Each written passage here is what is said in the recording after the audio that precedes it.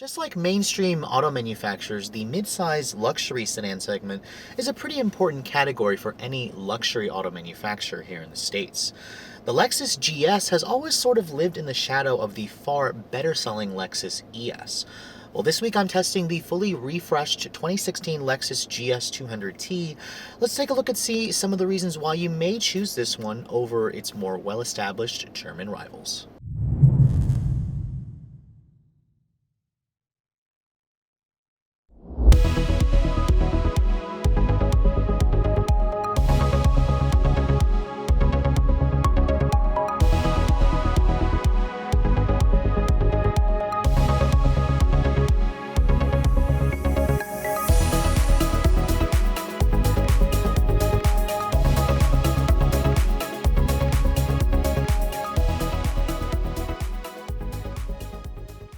Now, the Lexus GS name has pretty much been in the States since the company itself was founded back in 1989, and the first generation GS first came to our shores as a 1993 model year. Now, back then, it was heavily related to the mechanically similar Toyota Crown, and today it pretty much rides on an all-new platform of that same vehicle in other parts of the world. Now, if you look at the GS as where it falls into the lineup, it occupies an interesting space within the Lexus family. The LS, of course, sits at the top. The midsize GS is designed to occupy that middle ground between the LS and the IS, and the Lexus ES, which is actually the company's best-selling sedan, occupies a different niche because it is a front-drive Toyota Avalon/Camry-based luxury version, whereas the GS has always been a rear-drive sedan that's based on its own unique platform, not shared with the other U.S. market Toyota products. Now, this 2016 model that I'm showing you represents the fourth generation of the GS sedan. This model was first introduced in 2013, and for 2016, Lexus gave the GS a pretty extensive refresh. The 200t that I'm showing you is actually a new powertrain for 2016. There's also several different powertrains. The GS family actually is available in 4 different engine configurations. I'll be focusing primarily on this. The GS200t starts at the low end. There's also a 350, which is a V6, which is available with all-wheel drive. There's also a GS 450H, which is a hybrid V6 powertrain, and then of course the GSF sits at the high end of the lineup, which has that 5-liter V8 from the Lexus RCF. But you can see the design of the current GS is certainly very striking. This is one of the first models to introduce the Lexus spindle grille to the family, and it's definitely earned a lot of controversy here in the US. Personally, I think the grille is very, very in your face. I mean, Lexus was criticized for years for having very boring and bland designs, and I kind of think the company took that criticism to heart, and they're certainly giving us something that's very bold. The front spindle grille practically dominates the front end. You have the new refreshed LED headlights, which are standard on every GS model. You have these kind of fish hook like LED daytime running lights, standard on all models as well. The headlight itself is slightly different from the pre-refreshed GS from 2013 to 2015. Now, the GS in general, the size is about 112-inch long wheelbase, 192 inches overall length. It's about the same size as the previous generation, third gen GS, a little bit smaller than its German competitors like the new Mercedes E-Class, the BMW 5 Series, and so forth. Now, these 18-inch wheels are optional on my particular model. I love the 5-spoke design. It gives this car a pretty aggressive stance. Now, my tester is missing the very nicely packaged F-Sport Sport package that's about $7,500 on top of the base price of my particular model. That gives you like 19-inch wheels, different front and rear fascia, more aggressive steering and suspension tuning. The GS itself, surprisingly, is a very sporty to drive vehicle, which is not typically the norm for this class. It's more about comfort and quietness, whereas the GS offers that, and it adds a small level of sportiness to that mix as well. Now, at back, you have slightly revised LED taillights with a slightly different finish, and the look is certainly less controversial in the rear. I think it's actually a particularly handsome looking car from certain angles, and I like the dual integrated exhaust that you get even on this base GS200t. Now, overall, whether you love or you hate the looks of the GS, you can't deny that it is a pretty aggressively styled sedan, even in this more base form that I'm showing you. But let's take a look at the interior and see if it lives up to that Lexus reputation for luxury. Now, when you first approach the Lexus GS, you can see that smart key access access and entry with push button start actually comes standard. Here is the current Lexus key fob. Surprised to see that there is no remote start on my particular tester here. Most of the competitors give that to you standard as well. Now to lock the door, you touch this little pad right here, and that locks the door for you. To unlock it, it has a sensor on the back of the handle. Just touch it, and that will unlock the doors. And you can see the mirrors are also power folding if you guys set it to that level. Now, when you look at the interior of the Lexus GS, you can see it has a very nice ambience to it. It makes a very good first impression for a lot of buyers. The seats themselves, these are actually the faux leather that comes standard on the 200T. The 350 will give you real leather. Honestly, they feel incredible for fake leather. Really soft, really supportive, really lives up to that buttery smoothness that Lexus is known for. Now, stepping inside the interior of the GS, you can see it has a pretty traditional step-in height with the rest of the class. These are mid-size sedans, so they don't give you that SUV-like step-in, but when you shut the door itself sounds pretty solid, makes a nice noise. It gives you that nice level of quality that you expect from Lexus. Now, as I said, push button start is standard. All you have to do is put your foot on the brake, keep the key inside the vehicle, and then push the button to fire up the engine. You can see the steering wheel is power tilt telescoping. That's standard equipment across the board. The gauges, they are pretty clean, attractive, easy to read. You have a little small helper screen right there. Certainly not as elaborate as what you get from some of the competitors that give you an all LCD display, but if you prefer more simple displays, the Lexus is definitely your type of vehicle. Now, looking at the center stack here, you can see that is an optional 12.3-inch LCD display. The standard size is about an 8-inch if you guys don't get the nav package. The 350s and up will come standard with that 12-inch display. It's beautiful. I love the size of it. I love the fact that Lexus also puts it into the dash and it has its own little hood cover for it, whereas some competitors have gone to the screen that's kind of looking like an iPad. This is a more traditional look. I actually think it looks fine, but it doesn't have that new look that a lot of the other manufacturers, the newer designs, have gone to, but some of you may prefer this. Now, being that this is their mid-size luxury stand model, there are very nice materials in here. You have soft touch graining on the dash, on the entire dash. There's soft, the more leather stitching on the top here. Everything here fits together nicely. The door panels are also soft touch with some very nicely padded armrests, more stitching. You have 3-person memory seats. You have some wood grain accents here with some aluminum look trim. This actually is, I believe it's fake. Some of the plastic pieces in here look like they came out of a Camry, so I do see a little bit of cheapness here, but I'm nitpicking here. I do like the Lexus analog clock that's between the vents. It's a pretty clean, warm, elegant, and very understated look, which is nice, especially if you guys aren't a fan of the somewhat flashy in-your-face design of the new E-Class, for example, or some of the other competitors in this segment. Now, one thing that I don't particularly like with the current Lexus family is this in-control touchpad mouse thingy that you use to control the 12-inch display here. Now, Lexus has a different system in some of their other models. I showed you guys, I believe, the NX, where it gives you a mouse pad. This is more like a actual mouse. The system itself kind of just moves about when you turn this little cursor, and it kind of tries to work like a computer, which, you know, in theory it sounds like it's great, but honestly, when the vehicle's moving, I find the system very nitpicky and hard to use, especially when you're going over bumps. It's way too easy to move this cursor a little too far and not get to the function that you wanted. But nevertheless, there are a couple updates this year. Lexus added a few more shortcut buttons. There's a dedicated back button here, a map button here to get to your nav system, but when you push menu, you can see all your different sources are available here: phone, media, Lexus apps, climate.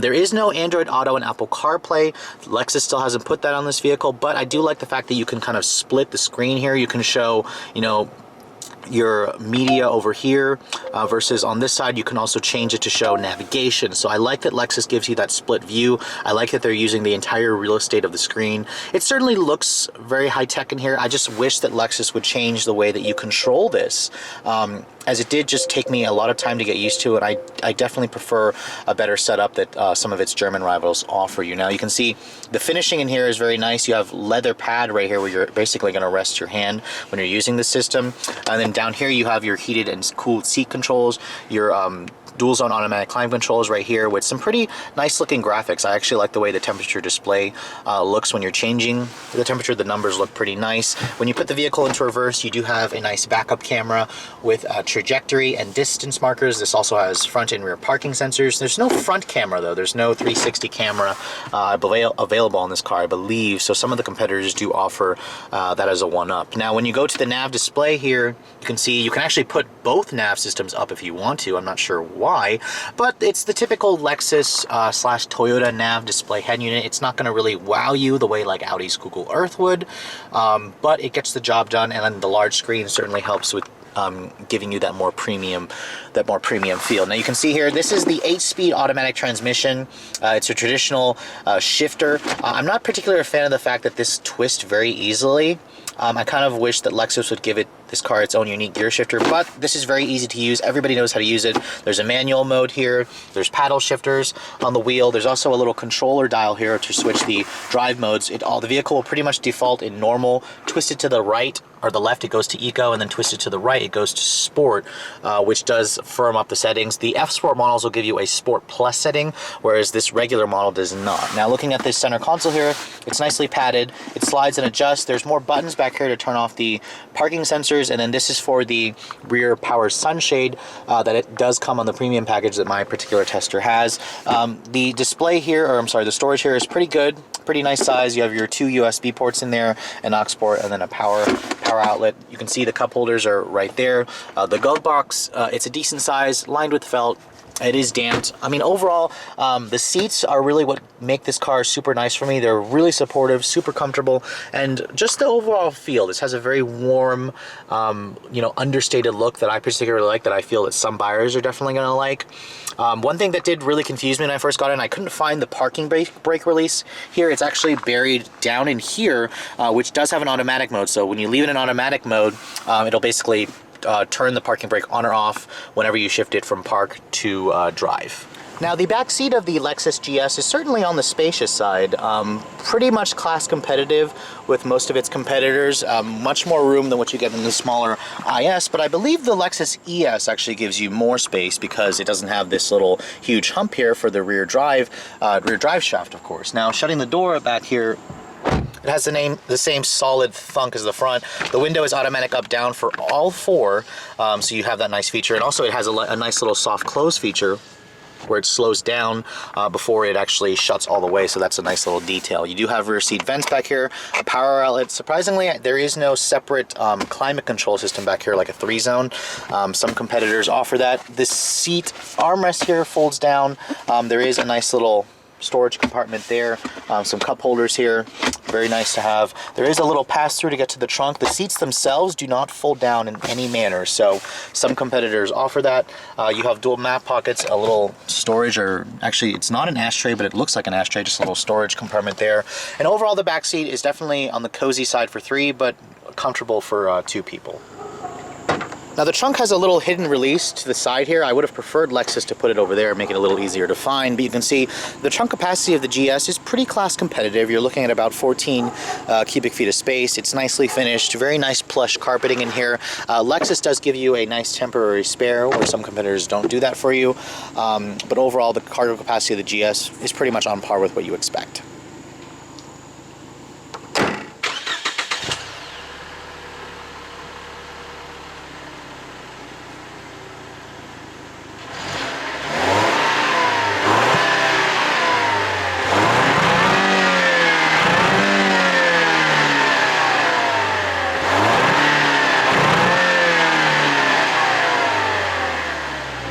So underneath the hood of the 2016 Lexus GS200t, you find a new motor for the lineup. This is the company's new 2-liter turbocharged, direct and port-injected 4-cylinder engine. Now, this is the same motor that I showed you guys in the NX200t where it first made its appearance. It's actually part of the AR Toyota engine family, the same 4-cylinder family as the Camry, but of course it's smaller. It has a turbocharger, direct and port injection. Now, the numbers in the GS are a little bit better than that NX. 241 horsepower and 258 pound-feet of torque. pretty much on par with the rest of the German sedans in this class as a base motor. Now, the fuel economy of this engine is pretty impressive. It's rated at 2233. Again, it's on par with its competitors, about 3 miles per gallon better versus the V6. Now, the 2-liter turbo only comes with rear-wheel drive. All-wheel drive is not available on this engine. You have to go to the V6 if you want it. An 8-speed automatic is the only transmission available with this particular combination. The vehicle weighs about 3,800 pounds. Let's get it out on the road and see how it all works, shall we? So it's been a while since I drove the current Lexus GS, and in fact, I've actually almost sort of had a soft spot for the GS. It's always kind of been the underdog within this segment. I mean, Lexus only sells about 25,000 of these units annually. Compare that to the Lexus ES, which the company moves about 60 to 70,000 units, so roughly 3 times as many as this sedan in the US market. Now, that's about as many units as the current Mercedes-Benz E-Class, for example. So I'm kind of wondering why is it that buyers don't choose this sedan? Well, let's take a look and see if it at least has that luxury feeling, that Lexus luxury feeling when you're driving it.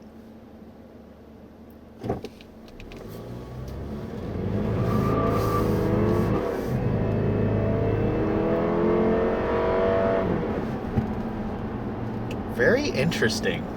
You guys heard that little nice tire chirp when I went around the corner there, but wow, this GS certainly has a very un-Lexus-like feel in its acceleration and the way the handling dynamics feel. Now, that's actually a good thing because the last Lexus ES that I drove was a rather boring car. It just felt like a guzzied up Camry, and the GS definitely feels like an entirely different experience. I mean, this is on its own platform, it's rear drive, and it feels like a luxury sedan with a little dosage of sport, which is not something I expected from a Lexus, just a base 200t without the F-Sport package. Now, the handling is really where I'm noticing the GS is a pretty standoutish car. I mean, the steering, while it is numb, is relatively quick, and the vehicle changes directions pretty well. The one thing I'm not terribly a fan of is the sound the 2-liter turbo makes. It's a rather muted and understated note, but the acceleration is rather impressive, along with the ride quality and just the solidity that the GS gives you the moment you basically get off the line.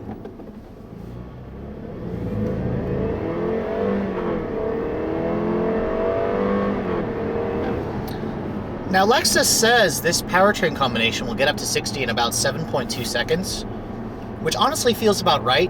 The competitors are quicker than this GS200t. They're about a second quicker to 60, but the 8-speed automatic in this car shifts pretty quickly. It's very smooth. I mean, this entire car has a very buttery smoothness that I expect from Lexus. The steering is very light, the ride is very comfortable, and the car itself just kind of makes you forget about all of the troubles in the outside world. You kind of just sink into your own little cocoon here with this very comfortable seat. This interior is so quiet, honestly.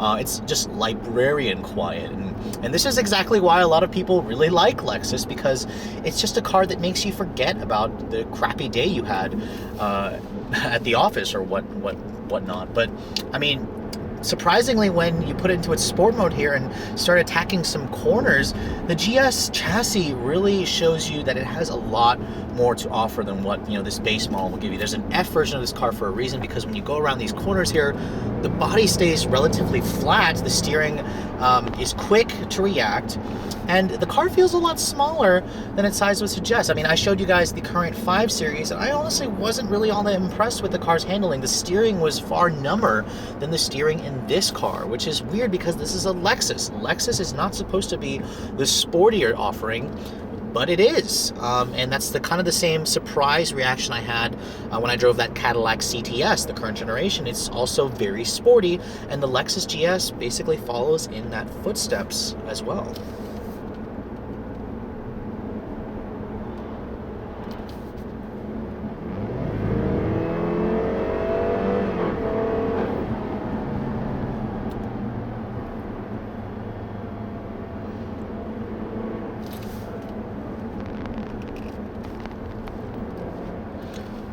What I really think holds the Lexus GS200t back is the fact that Lexus only offers this with rear-wheel drive. Now, personally, I actually would take this car with rear drive with the F-Sport package because I like the way that it feels. It needs a different exhaust note just to kind of liven up that engine, but I believe the F-Sport package also gives you a slightly different noise to it because it has a little sound amplifier that you get with the package. But you know, the fact that Lexus does not offer this powertrain with all-wheel drive, I think, is a huge mistake, because you can get all-wheel drive in the new E300, a 528i, and the Audi A6, and I think all-wheel drive is what they should have offered in this powertrain. Not everybody wants the thirsty V6. Some people definitely prefer the four-cylinder, and it is definitely shown in gas mileage. I've actually been averaging about 25 miles per gallon in my mostly around-town driving in this car. On the highway, I got it up to about 32, so it has very good gas mileage for a big sedan like this, and it's pretty impressive.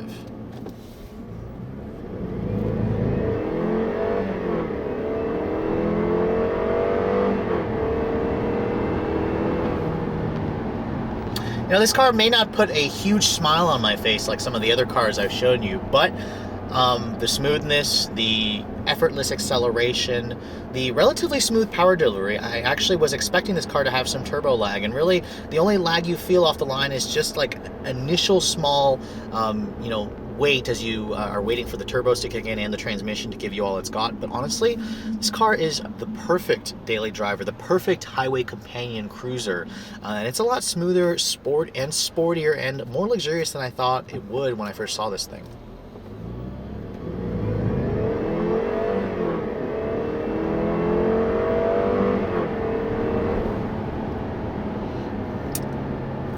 Now, with all that said, you're probably wondering, is there anything that I don't like about the car? Now, there are some features that the competitors offer that the Lexus GS does not. You cannot get massaging seats in the front or the rear. There are no soft closed doors. There's no big panoramic sunroof. And the driver assistance tech in this car is a little bit on the older side. Now, my tester only has the blind spot monitoring with rear cross traffic alert. Lexus does offer its pre-collision avoidance system with automatic braking, adaptive full speed, adaptive cruise control, lane keep assist, lane departure warning. But you're not going to find all the new stuff that Mercedes just introduced on the E-Class with their Drive Pilot, which will have the automatic lane change function. You don't have that automatic parallel parking that Mercedes has or that BMW offers. There's no night vision camera like some competitors offer. But, you know, all of that stuff can be expensive, can be overwhelming. So this is a much more simpler luxury car that has most of the features that buyers in this segment probably expect.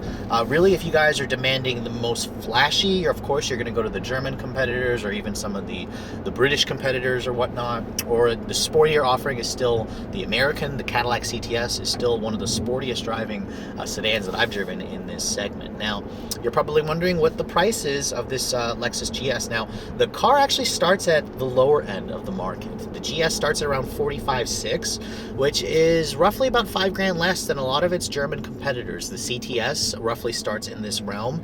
The A6 also is about $1,000 to $2,000 more than the GS. So value, Lexus has that nailed as well. Now, my tester has a couple of options to it. It does have the $900 for the 18-inch wheels, $1,400 for the premium package. That gives you the sunshade out back, the rain-sensing wipers, the heated and cooled seats, $1,700 for the upgraded 12.3-inch display with nav, and then $500 for the parking sensors front and rear. All in, mine's about $51,000, which honestly, it sounds like a good amount of money if you guys don't shop in this segment very often, but it's actually a tremendous value. Now, granted, you are missing premium features like adaptive LED headlights with automatic high beams. There's no, adaptive cruise. There's no sport package. Now, here's how I would price this car. I'd get the F Sport package with this engine, which starts at about $53,000, and then I would add the Mark Levinson audio. I'd add the driver assistance tech.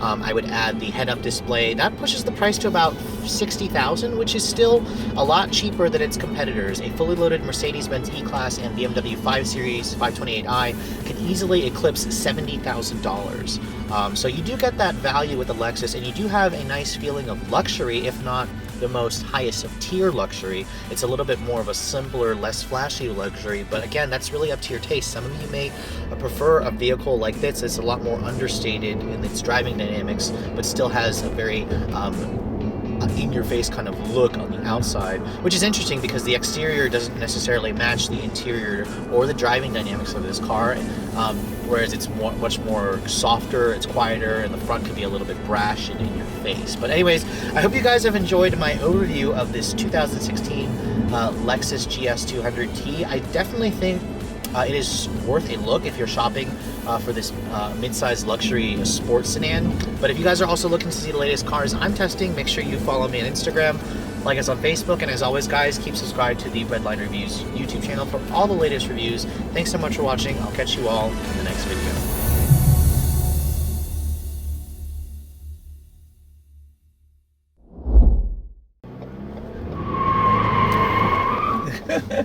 Who says a Lexus can't do a burnout?